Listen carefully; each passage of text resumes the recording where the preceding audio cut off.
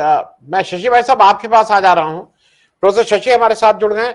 शशि भाई साहब, केवल केवल पॉलिटिकली थ्योरेटिकली जो बीजेपी के इस पे ब्रेक लगा और कांग्रेस इसमें बिल्कुल डिसाइसिव विक्ट्री, कोई ये नहीं है कि 113 का वो था तो 114 जीत गए, 115 जीत गए, डिसाइसिव, उस विक्ट्री के साथ क्या आपको लगता है कि आने वाले 2024 के इलेक्शन, मैं इसलिए ये पूछ रहा हूं, मैं विपक्ष के लिए भी एक इसने बहुत ताकत देने का काम किया है, विपक्ष में स्फूर्ति आएगी, विपक्ष में उत्साह आएगा, और ऐसे तमाम लोग जो उस विचारधारा के अगेंस्ट हैं, चाहे वो यूनिवर्सिटी के प्रोफेसर हों, चाहे वो कहीं सामाजिक जीवन जीते हों, को उनको भी एक उम्मीद दिखाई पड़ी है। प्रोफेसर शशि जी नमस्कार। पहली बात तो यह है कि कर्नाटका की जनता को बहुत बहुत बहुत मुबारकबाद, जो उन्होंने ऐसी फासिस्ट ताकतों को एक सबक सिखाया है जनतांत्रिक तरीके से। मैं ये कह रहा था कि जो पहली बात तो ये है कि देखिए, जो भारतीय राजनीति में कम से कम मोदी जी के आने के बाद कि हर राज्य के चुनाव को भी वो एक राष्ट्रीय चुनाव घोषित कर देते हैं और एक राष्ट्रीय नेता के, एक क्षेत्र राष्ट्रीय नेता के रूप में वो ये प्रमाणित करने की कोशिश करते हैं कि जनता उनके साथ है। तो राज्य में कोई नेतृत्व उनके सामने जनता के समक्ष नहीं होता है। स्थानीय मुद्दों को वो बहुत महत्व नहीं देते हैं। तो ये तो एक फासिस्ट तरीका है निर्वाचन में, जब आप कोशिश करें कि एक नेता के आसपास चुनाव की राजनीति हो, जनतंत्र उन्हीं के आसपास घूमे, पार्टी उनके आसपास घूमे। मुझे लगता है कि कर्नाटक की जनता ने इस जो एक प्रकार की जो आप कह लीजिए है, उसको उन्होंने रिजेक्ट किया है। तो ये है।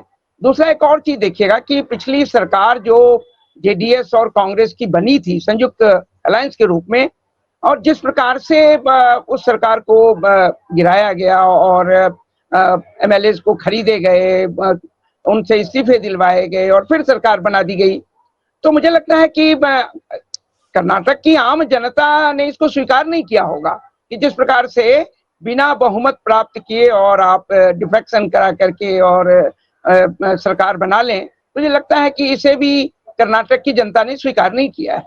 लेकिन इसके साथ ही साथ ये भी जरूरी है कि जिन प्रकार के मुद्दों को उन्होंने उठाया था और इस चुनाव में जिन मुद्दों को उन्होंने उछाला, जिस प्रकार का ध्रुवीकरण करने की कोशिश की थी, तो उसका भी दुष्परिणाम उनके सामने है। मुझे लगता है कि ये पूरे देश की जनता के लिए एक सबक है कि मोदी जी हर बार उन्हें धर्म के नाम पे, या चाहे राम हो, चाहे बजरंगबली हो, चाहे मंदिर हो, इसके नाम पर उन्हें बहकाने की कोशिश करते हैं, फुसलाने की कोशिश करते हैं। तो ऐसी स्थिति में धर्म की राजनीति को नकारना और संविधान और जनतंत्र के साथ जनता अगर सामने आए, मुझे लगता है कि ये भाजपा को एक खुली चुनौती भी होगी।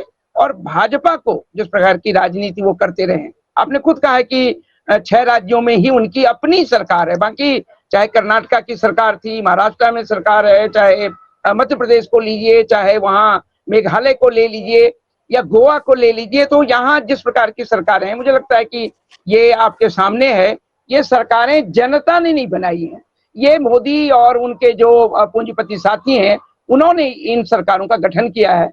तो कर्नाटक की जनता ने इसको भी एक प्रकार से सीधे सीधे नकारा है। अब रही बात कि भारतीय जनता पार्टी की राजनीति तो ऐसी है, राजनीति नहीं बदलने वाली है, उनकी कोशिश प्रारंभ हो गई है। और चाहे आपने सीबीआई डायरेक्टर के पद पर जो सूद साहब की नियुक्ति हुई है या जो अन्य मामले आप रख रहे थे, मुझे लगता है कि कर्नाटक की जनता ने जो राह दिखाया है, अगर अन्य राज्यों की जनता, खास करके अभी मध्य प्रदेश, राजस्थान, छत्तीसगढ़ में चुनाव है, मुझे लगता है कि वहां की जनता भी भारतीय जनता पार्टी को सबक सिखाएगी। और 2024 में ये एक विपक्षी पार्टियों के लिए, खास करके गैर भाजपाई पार्टी के लिए एक मॉरल बूस्टिंग है, ये मनोबल को बढ़ाने वाला है कि इन्हें पराजित किया जा सकता है और वो इसे पराजित करके दिखा सकते हैं। तो मुझे लगता है कि कर्नाटक का चुनाव इस संदर्भ में, और मैंने सीधे सीधे एक बहुत रिमार्क दे दिया था कि ये एक ट्रेलर है ना, तो 2024 का तो मैंने ये कहा था, लेकिन खैर मुझे लगता है कि this will show the path to the rest of the India to defeat this fascist force in 2024। Thank you. Professor Shashi, आपसे जरा एक चीज ये मैं समझ लूं कि जो मोदी जी का एक एक था ना कि मोदी जी की अपील है, मोदी जी अकेले आके चुनाव जिता ले जाते हैं, शीतल जी इसकी तायीद करेंगे। ऐसा लोग मानते हैं कि बेंगलोर में जो मोदी जी 2 दिन रहे उससे उस एरिया के चुनाव पे प्रभाव पड़ा, उन्होंने उसमें उस बेंगलोर वाली सीटों को काफी प्रभावित किया। लेकिन अब क्या मोदी जी एक ऑल इंडिया अपील नहीं है उनके पास, ये सिद्ध हो गया है, क्योंकि कर्नाटक में तीसरा चुनाव में लगातार बीजेपी को बहुमत नहीं मिला। मोदी जी को बाकी कर्नाटक छोड़ के किसी और जगह उनका दक्षिण के राज्यों में अपील नहीं है। तो क्या इंदिरा गांधी इस मामले में उनकी दक्षिण के राज्यों में ज्यादा अपील थी? क्योंकि मोदी जी हर चीज को कंपेयर करते हैं ना नेहरू जी से और इंदिरा जी से। तो मोदी जी का और नॉर्थ ईस्ट में मोदी जी कहते हैं, लेकिन वहां पे मैं एक दर्शकों के साथ एक डेटा और शेयर कर लूं। दक्षिण नॉर्थ ईस्ट में कुल 8 राज्य हैं, 7 सिस्टर्स और सिक्किम। उन 8 राज्यों में सिक्किम में बीजेपी का कोई एमएलए नहीं है। बाकी बचे हुए 7 राज्यों में जहां बीजेपी कहती है मेरी सरकार है या मेरी एनडीए की सरकार है, उसमें मिजोरम में 1 एमएलए है, मेघालय में 2 एमएलए हैं, लेकिन सरकार एनडीए मतलब वो कहते हैं कि मेरी सरकार है। नागालैंड में 60 में 12 एमएलए हैं और असम में 126 में 64 सीट होने पे होना चाहिए था, 60 सीट हैं। तो वहां पे भी इनकी गठबंधन की सरकार है। ये मैं इसलिए कह रहा हूं कि नॉर्थ ईस्ट में भी नहीं है। तो मोदी जी क्या केवल एक 4-6 स्टेट के ही नेता रह गए हैं क्या? प्रोफेसर शशि अनम्यूट कर लीजिएगा भाई साहब। हाँ, इंदिरा जी की जो अपील थी, अगर आप वो 1971 के चुनाव को देखेंगे और उसके बाद 1972 में जो राज्यों में विधानसभा का चुनाव हुआ, वो ऑल इंडिया अपील अभी भी मोदी जी को न पहले थी, न 2014 में, न 2019 में, और अब तो होने का सवाल भी नहीं है। एक तो ये आप इस बात को समझ लीजिए। दूसरी बात ये है कि इंदिरा ने जो वो अपील हासिल की थी उसमें उनका अचीवमेंट था। उस अपील के लिए जो अचीवमेंट उनका था, आप अगर देखेंगे बैंकों का राष्ट्रीयकरण, आप देखेंगे कोल माइंस का राष्ट्रीयकरण, और आगे चल करके 71 के चुनाव के बाद जो बांग्लादेश का मामला था, उसके पहले प्रिवी पर्स का मामला देखिए, तो इंदिरा ने जो सीधे सीधे गरीबी हटाओ के नारे और तमाम, तो जनता से जो एक सीधा अपील था वो मुद्दों पर था, और इसीलिए श्रीमती गांधी की अपील थी। और अभी भी ऑल इंडिया जो संख्या उनकी थी 71 में, मोदी जी उससे काफी पीछे रहे हैं। वो 19 के चुनाव में भी और 14 के चुनाव में तो थे ही, तो इस बात को भी समझना जरूरी है। दूसरा, 72 में जिन राज्यों में श्रीमती गांधी ने या कांग्रेस ने जिस प्रकार की विजय हासिल की, वो मोदी जी को अभी भी नसीब नहीं हुआ है, आगे होने वाला भी नहीं है।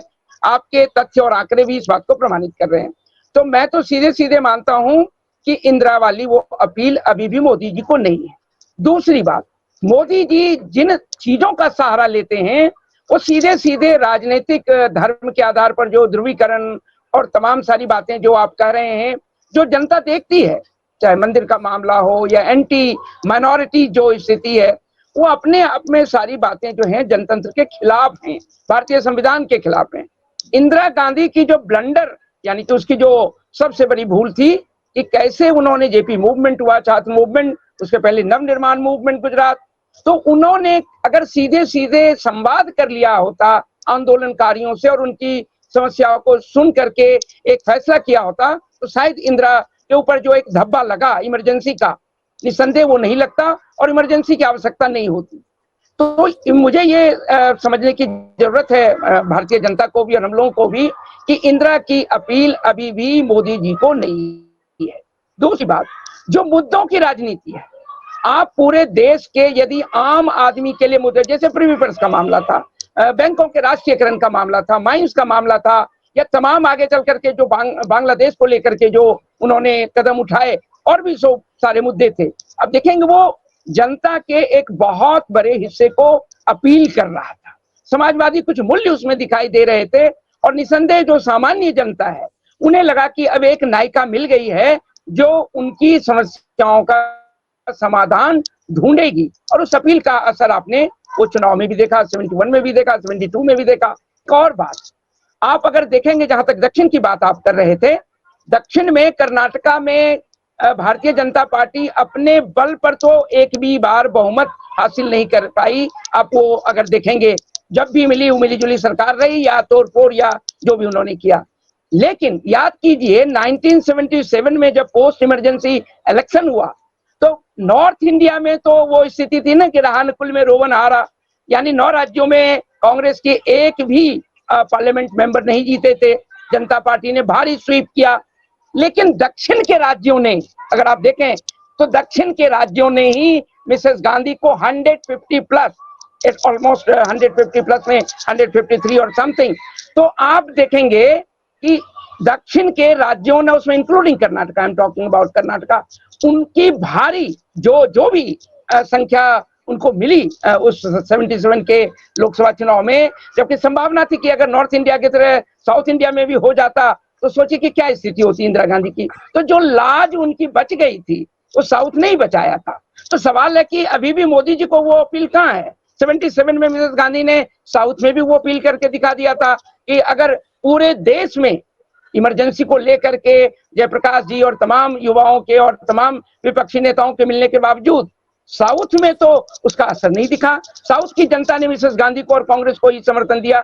मुझे लगता है कि इन बातों को भी गौर करने की जरूरत है, और जब मोदी और इंदिरा गांधी की तुलना हो, इन तथ्यों के आधार पर तुलना हो, और फिर आपको लग जाएगा कि मोदी जी और श्रीमती गांधी के जो भी उसकी लोकप्रियता थी, आज भी मोदी की वो लोकप्रियता नहीं है और आगे होने का सवाल भी नहीं है, क्योंकि अब तो वो ऐसे भी थके हुए, हारे हुए, निराश। कर्नाटका के चुनाव के भाषणों में मैंने उन्हें देखा कि निराशा और हताशा के साथ साथ एक थके हुए नेता के भाव उनके चेहरे पे साफ दिख रहे थे, और यही कारण है कि अब वो डिक्लाइन की ओर हैं। जो कुछ उन्हें पाना था पाया।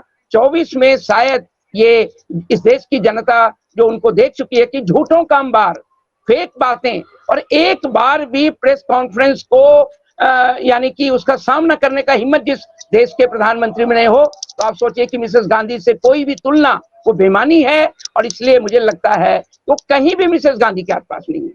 धन्यवाद।